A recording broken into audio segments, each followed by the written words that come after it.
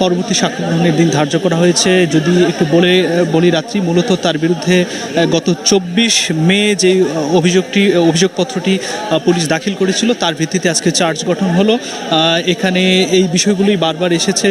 Ramisa popular model স্কুলের দ্বিতীয় শ্রেণীর শিক্ষার্থী ছিল এবং সেদিন এখানে অভিযোগ গঠনের সময় এই বিষয়গুলো উত্থাপন করা হয়েছে যে সেদিন সকাল 9:30টার দিকে তার ঘর থেকে তার বাবা মা বের হওয়ার পরে সকাল 10:30টার দিকে রামিসা স্কুলে যাওয়ার জন্য খোঁজাখুঁজি করতে থাকেন তার মা, এবং এক পর্যায়ে আসামির রুমের সামনে শিশুটির জুতা দেখতে পান তার মা। ডাকাডাকির পর কোনো সারা শব্দ না পেয়ে রামিসার বাবা এবং মা অন্যান্য ফ্ল্যাটের লোকজন তখন দরজা ভেঙে ভেতরে প্রবেশ করে তখন আসামির ওই সোহেল রানার বাড়িতে বিশেষ করে তার শোবার ঘরের মেঝেতে রামিসার একটা মাথাবিহীন কাটা তার খণ্ড বিখণ্ড লাশ দেখতে পান। এরপরে তারা জরুরি জাতীয় সেবা 999-এ ফোন করার পরে পুলিশ ডেকে নিয়ে আসেন। এই তথ্য প্রযুক্তির সে সময় সোহেল রানা মূলত পালিয়ে গিয়েছিল এবং 7 ঘন্টা পর তাকে গ্রেফতার করতে সক্ষম হয় পুলিশ নারায়ণগঞ্জের ফতুল্লা থেকে, এবং তার স্ত্রীকে তখনই গ্রেফতার করা হয়। এই বিষয়গুলোই অভিযোগে নিয়ে আসা হয়েছে। মূলত 9-2 ধারায় তাদের বিরুদ্ধে অভিযোগ গঠন করা হয়েছে। তার স্ত্রীও যেহেতু এই হত্যাকাণ্ডে সহযোগিতা করেছে তার বিরুদ্ধেও একই ধারায় অভিযোগ নিয়ে আসা হয়েছে। জবানবন্দিতে সোহেল রানা যেটি জানিয়েছেন যে 19 মে সেদিন সকাল 9:30টার দিকে রামিসার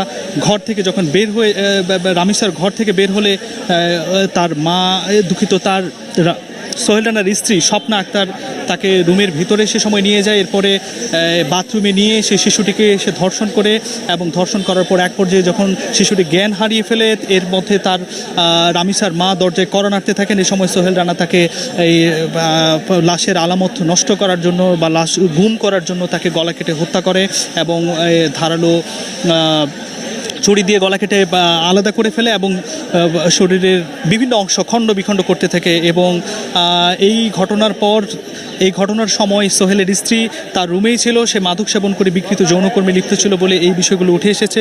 ভুক্তভোগীর এখানে যে বলা হয়েছে যে ভুক্তভোগীর পরিবারের সাথে তাদের কোনো পূর্ব শত্রুতা ছিল না। তো আমরা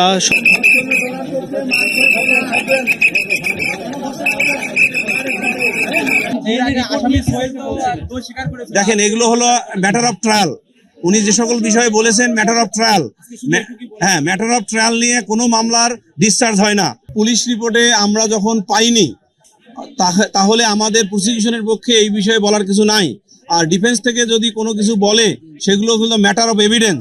যে বিষয়গুলো ম্যাটার অফ এভিডেন্স সেই বিষয়গুলো এভিডেন্স দ্বারা নির্ণীত হতে হবে। সর্বোচ্চ শাস্তির ব্যাপারে আমরা ফুললি আশাবাদী যে এই মামলার যেভাবে নৃশংসতম হত্যাকাণ্ড এবং রেপ ঘটিয়েছেন, এই মামলায় যেভাবে সমস্ত ডকুমেন্ট আছে এবং আসামির দোষ স্বীকারোক্তি আছে, সে সকল কিছু মিলে আমাদের প্রত্যাশা হলো মাননীয় ট্রাইব্যুনালের নিকট যে এই আসামিদ্বয়ের সর্বোচ্চ শাস্তি মৃত্যুদণ্ড হইবে। আইন অনুসারে এই মামলায় আসামিদ্বয়ের শুধু এটুকু বলার প্রসিডিউর যে তারা নির্দোষ কিনা বা দোষী কিনা। যখন ট্রাইব্যুনাল চার্জ গঠন করে এই কথা বলেছেন তখন আসামিদ্বয় বলেছে যে তারা নির্দোষ, এবং রাষ্ট্রপক্ষের উপস্থিত আসামি ওই কথাই শুনেছেন এবং আমরাও শুনেছি যে আসামিদ্বয় যেহেতু নির্দোষিতা দাবি করেছেন ট্রায়ালের বিধান অনুসারে, সেহেতু আগামীকাল সাক্ষ্য গ্রহণের জন্য মাননীয় ট্রাইব্যুনাল তারিখ নির্ধারণ করেছেন। আমি যেটা বুঝেছি, আমার আন্ডারস্ট্যান্ডিং অনুসারে উনি বুঝাতে চেয়েছেন যে আসামিদ্বয় নির্দোষ এবং ইনোসেন্ট।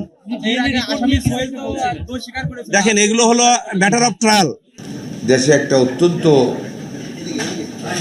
মর্মান্তিক শিশু মৃত্যুর ঘটনা ঘটেছে আদ্দিন হাসপাতাল মগবাজারে। ওইটার ব্যাপারে আমি নিজেও ঈদের পরের দিন ভিজিট করেছি, পরিদর্শন করেছি, কথা বলেছি, দেখেছি। আমাদের ডিজি মহোদয়ও গিয়েছেন। আমাদের মন্ত্রণালয়ের পক্ষ থেকে একটি তদন্ত কমিটি হয়েছে, তারাও দেখেছেন।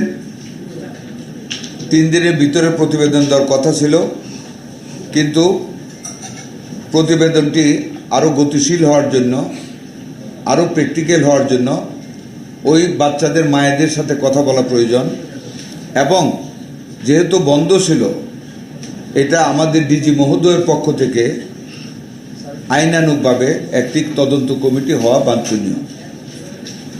ঈদের ছুটির কারণে সেটি উনি করতে পারেননি। উনি একটি তদন্ত কমিটি করবেন, তদন্ত হবে। 3 দিনের ভিতরে সেই তদন্ত রিপোর্ট 3 তারিখের মধ্যে দাখিল হবে। এটার তদন্তে আইনানুগ কোনো বিষয় জড়িত যতটুকুন আছে তা জানার জন্য বা কিভাবে জিনিসটাকে আইনানুগভাবে করা যায় সেটার জন্যই অ্যাটর্নি জেনারেল মহোদয়কে আমরা ইনভাইট করেছি। উনি ওনার আরেকজন ডেপুটি অ্যাটর্নি জেনারেল এখানে উপস্থিত ছিলেন।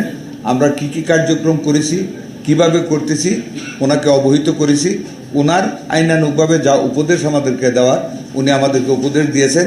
আমরা সেই উপদেশ মতো বাকি কাজগুলি করে যাব। 3 তারিখের মধ্যে আমরা প্রতিবেদন পাবো, তখন আপনাদেরকে বিস্তারিত জানাবো। দেখেন, গণমাধ্যম কর্মীদের অ্যাক্সেস এভরিওয়্যার আছে এবং থাকা বাঞ্ছনীয়। এটা ইনস্ট্রাকশন দেওয়া লাগে না। এভরিবডি শুড আন্ডারস্ট্যান্ড যে গণমাধ্যম কর্মীদের অ্যাক্সেস ইজ ফ্রি। বাট হসপিটালে যখন অনেক রোগী থাকে, যদি অনেক হুইলচেয়ার হয়, এটা একটু ডিস্টার্বিং ম্যাটার। সেটা দুই পক্ষেরই সমঝোতার মাধ্যমে এটা করা উচিত। কাউকে তবে সাংবাদিকদের কোনো ক্রমে কেউ বাধা দেওয়া উচিত না। এটা নিশ্চয়ই এখনও মেসেজ পাবে, আমরা এটা সবাইকে জানাবো যে কোনো ক্রাইসিসে সাংবাদিকরাই তো আমাদের নিউজ দেয়, ওইটার ভিত্তিতে তো আমরা কাজ করি। এটা আপনি বলেছেন ভালো, আমরা ইনস্ট্রাকশন দেবো যাতে করে সাংবাদিকদের কমফোর্টেবলি যাতে অ্যাক্সেস দেওয়া হয় without disturbing the patients under treatment. একটা মামলা মাত্র হয়েছে, সিআইডি টেক আপ করেছে, এটা তদন্তের ব্যাপার আছে। পরিস্থিতি পর্যবেক্ষণ করে তারপরে তো অ্যাকশনে যাবে। এটা আইনের পার্ট, পুলিশের পার্ট। আমরা লুক আফটার করবো, আমরা দেখবো। আপ্রাণ চেষ্টা করা হয়েছিল পোস্টমর্টেম করতে, কিন্তু কোনো অভিভাবক এই বাচ্চাদের পোস্টমর্টেম করতে দেয়নি, কোনো ক্রমে রাজি না। তাইলে একটা জোরাজুরি করতে হতো, আর একটা সিল ক্রিয়েট হতো, যে কারণে এটা করা যায়নি। বাচ্চাদের মায়েদের সাথে আমাদের কর্তৃপক্ষ বাচ্চাদের মায়েদেরকে চেষ্টা করেছে এটাতে রাজি করাতে।